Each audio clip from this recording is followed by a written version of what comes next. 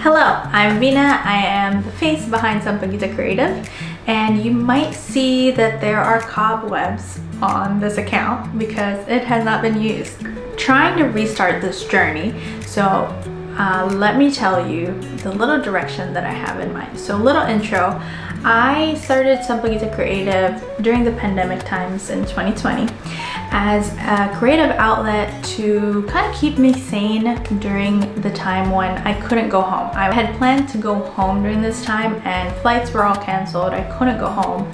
I also lost my mom, unfortunately, during this time in the pandemic, and so it was just a lot of grief and loss and uncertainty and just heaviness. And I think that was the reason and the time that I decided to use my creativity as an outlet. And therefore, Sampaguita Creative, I don't know if it's 2020 or 21, but it was around there. I couldn't go anywhere, and I was drawing plants that reminded me of home and reminded me of front yard in the Philippines. So for me, I wanted to go back to a time in my life when I was young and was living in the Philippines and everybody was in the house. You know, my sisters were there, my parents were there, things were simple, and I just wanted to go back to a time when I was just playing in the front yard.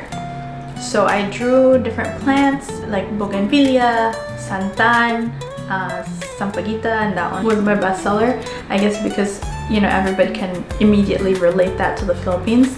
And birds of paradise, orchid. So let me just show you a couple.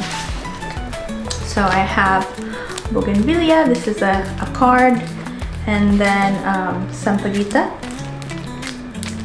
this is a greeting card, and then wall art, santan, and then I have some smaller wall arts. This is birds of paradise, and let's see what's another thing. Ilang ilang. So I released this art collection as a way to also bring home other Filipinos in the diaspora to feel like there's a piece of home in their home, away from home. That was the concept, and I really loved it. I was proud of it, and it was such a great way for me to just have an outlet for all of this feelings. And through that, I was able to tap into the community of Instagram. I was able to connect to other Filipino artists who live abroad, specifically in the US. It was really fun. I got to make some friends, and I was able to highlight some of them, so you can see some of the videos, my Pinoy Spotlight series. And that really gave me purpose and sense of community and feeling less lonely in, you know, being far from home. So I really loved what Sampaguita Creative was to me at the time. Like, I feel kind of embarrassed and ashamed that I abandoned this as soon as other things in life became hectic, and that I no longer needed to have an outlet for my heavy emotions. And I just didn't know how to make art that was based on joy and peace. So I think I was sharing some of my process of me learning how to draw and all these other things that I think didn't really align to why I was in that community. So I didn't really know how to show up in my community, plus Instagram's algorithm kind of changed too, so I don't know, it was just a mixed bag of like, I just didn't know how to be here. And I also personally became addicted to scrolling on social media, so in order for me to get anything done and be a normal human being that is productive and, you know, able to do tasks, I had to remove all social media from my phone for a year, and I was able to do that. It's been great, and I have been able to think better, but, you know, I still kind of miss it. I miss the part where I'm building a community and I'm talking to people and have this purpose to serve the community through my art. So basically, all that to say, between when I stopped showing up at Sampaguita to now, I kind of have a better direction and a plan. So hopefully this time it will stick, because I feel again that same feeling of purpose, that same feeling of passion that I had when I first opened Sampaguita Creative. So this time I don't want it to just be rooted in something that I feel and I'm just trying to let out. I want this to be something that I know I can create, and there's a need there for my people. One of the values that I outlined in Sampaguita Creative is generational transfer of culture. I was just talking to somebody and they were saying how the kids in the Philippines, they'll be playing outside or just like talking to each other casually. Their default is to speak English, to the point where some kids don't even understand the dialect. And to me, that really stresses me out. That is a problem that I don't think we realize is a problem until it's too late. So this is where I think I found some sense of purpose, so that we don't forget. We don't start erasing our culture and our heritage out of the world, being a little bit more accessible. And personally, I also felt this sense of panic when I tried to speak Tagalog, and I was no longer fluent in it.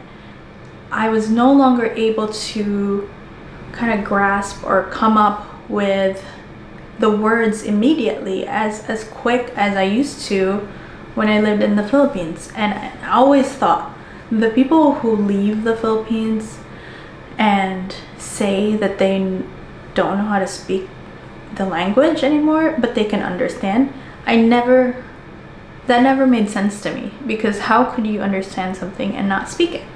And so I was just like, oh, I think maybe they're lying.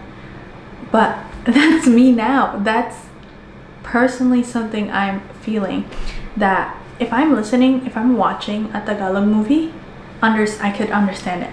I know what they're talking about. If someone's talking to me in Tagalog, I can understand. But if I'm trying to like form a sentence, because it's something that I'm not using as much anymore, the vocabulary that I have in storage has kind of become blurry to me. That's why people will say they don't know how to speak it, but they can understand, because you can recognize a word when it comes to you, but you can't like pull it out of your memory to be able to use it in a sentence. I personally am scared that I'm forgetting my language, and I'm also scared as a whole for our community that we're erasing this knowledge of our language because it's not spoken as freely, or as it's no longer the default.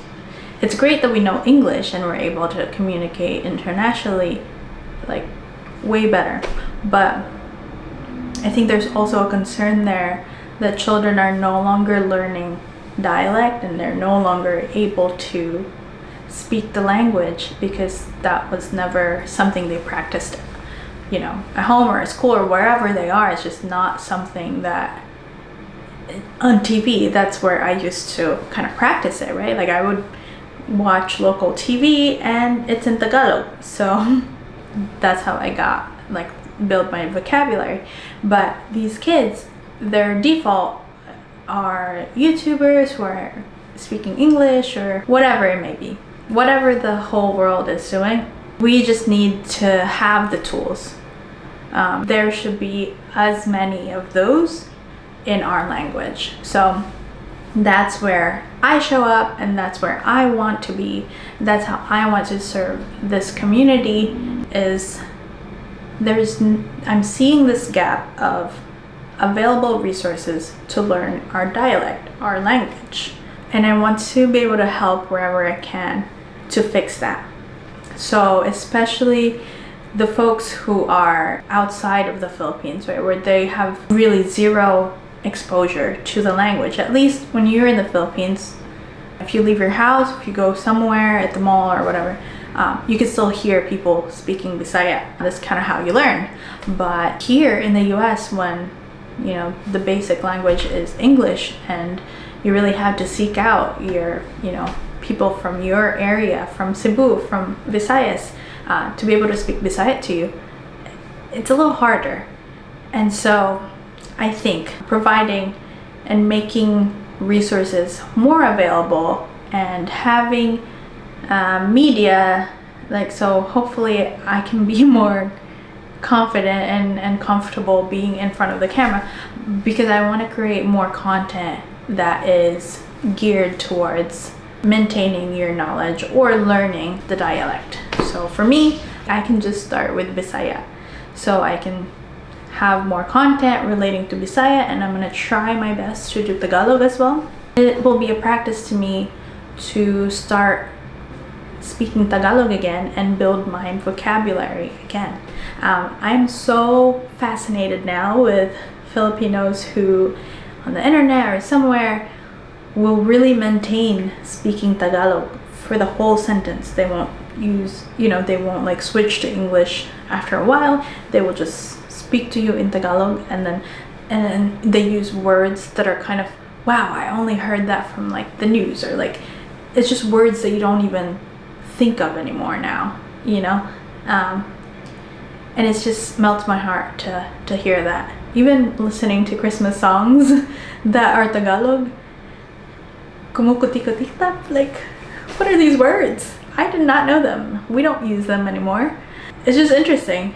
So yeah, that will be my focus now, that I'm going to help serve our community in that way. I'm going to start creating more content, and hopefully I can finish some of these planned resources that I can share in my shop and have people buy it, print at home, whatever is easiest, so that you can have some instructional materials for your children, for whomever who wants to learn Bisaya. For me, I really wanted my husband to learn. He's American, and there's just not a lot of Bisaya books out there that are digestible and fun and easy to learn. So that's also one of my motivation and one of my persona that I wanted to cater to. It's either parents who are teaching their children their language and doing that generational transfer, or helping those who are curious about our culture, our language, to be able to learn that as well. So hopefully this rambling has been helpful. It is now nighttime outside. It's starting to get darker here sooner, so you probably see a very drastic change in my lighting. To give a little shout out to my friend who drew my portrait here and reminding me almost every day to pick Sampaguita Creative back up, because my friend Louise had a project and I was one of the people she interviewed and created a profile for. It says designer and founder of Sampaguita Creative. It reminds me every day what Sampaguita Creative was to me, what help it was to me and to anyone in the community. It was just such a special thing, and it's like coming home.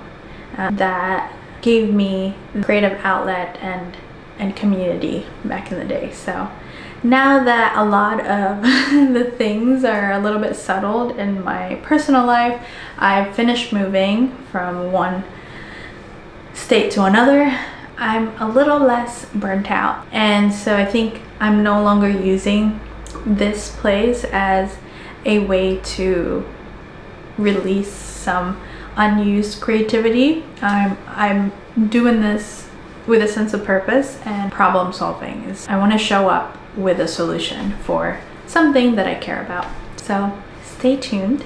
And I'm actually working right now on a Bisaya book, like my first 100 Bisaya words, and I'm illustrating everything, so it's taking a little bit of time, but I feel so proud of it.